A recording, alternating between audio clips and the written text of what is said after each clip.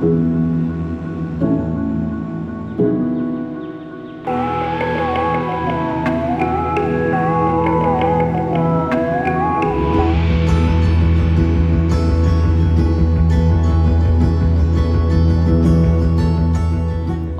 everyone as we continue on our Sermon on the Mount series. Today we are going to be walking through the wise and the foolish builders. And so this passage comes from Matthew 7. And so I want to just start by reading it out. We're going to be in Matthew chapter 7. We're going to start in verse 24. Therefore, everyone who hears these words of mine and puts them into practice is like a wise man who built his house on the rock. The rain came down, the streams rose, the winds blew and beat against that house, yet it did not fall, because it had its foundation on the rock. But everyone who hears these words of mine and does not put them into practice is like a foolish man who built his house on the sand. The rain came down, the streams rose, and the winds blew and beat against that house, and it fell with a great crash. So here we are wrapping up Jesus' Sermon on the Mount, and he is finishing by telling us, giving us a promise of what the choice is that we have to make. He's talking about these two houses. And so there's a choice with these two houses. A choice of which foundation are we going to lay? Are we going to choose the sand to build our house upon this foundation of sand that shifts and moves?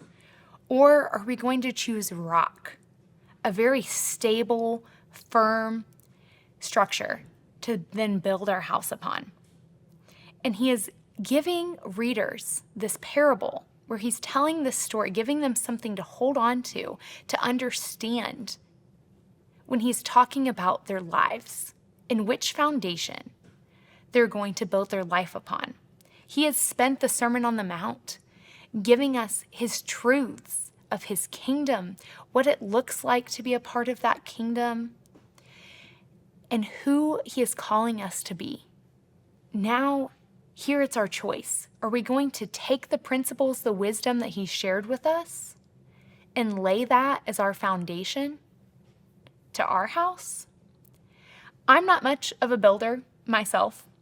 I, have built some things here or there, but am by no means a carpenter or someone who is going to build their own house.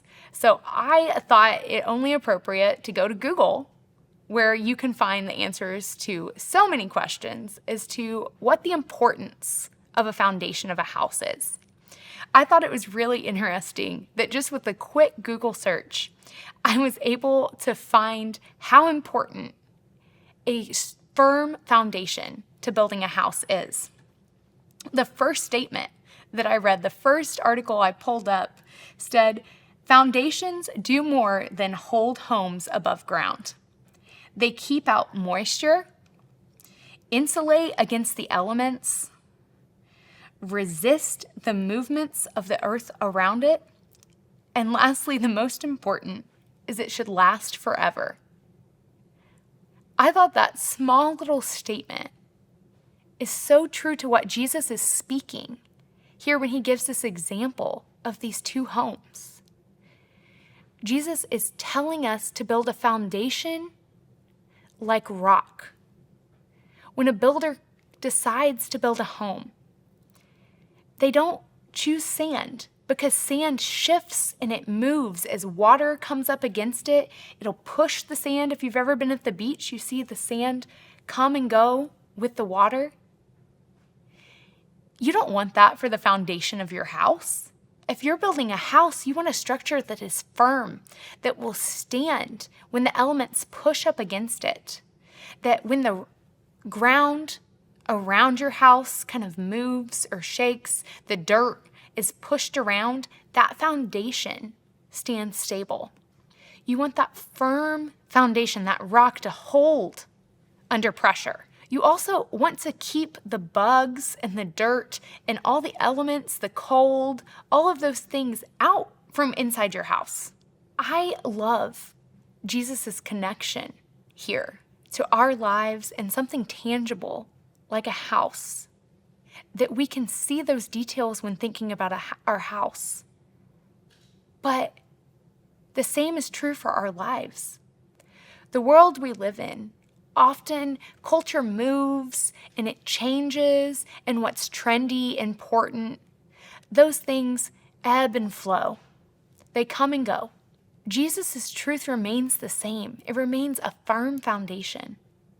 If we choose to build our lives on a foundation such as sand, we give in to those cultural temptations that come, the things that are popular now. Our lives will move and shake and eventually come crumbling down. If you stay in that firm foundation that is laid, you stay within that wisdom that Jesus has given us, and it will give you the ability to withstand the storm. Now we're going to enter into a time of small group discussion. I want you to take this time to engage with those around you. Walk through each of these questions and ask yourself how God is speaking to you right now.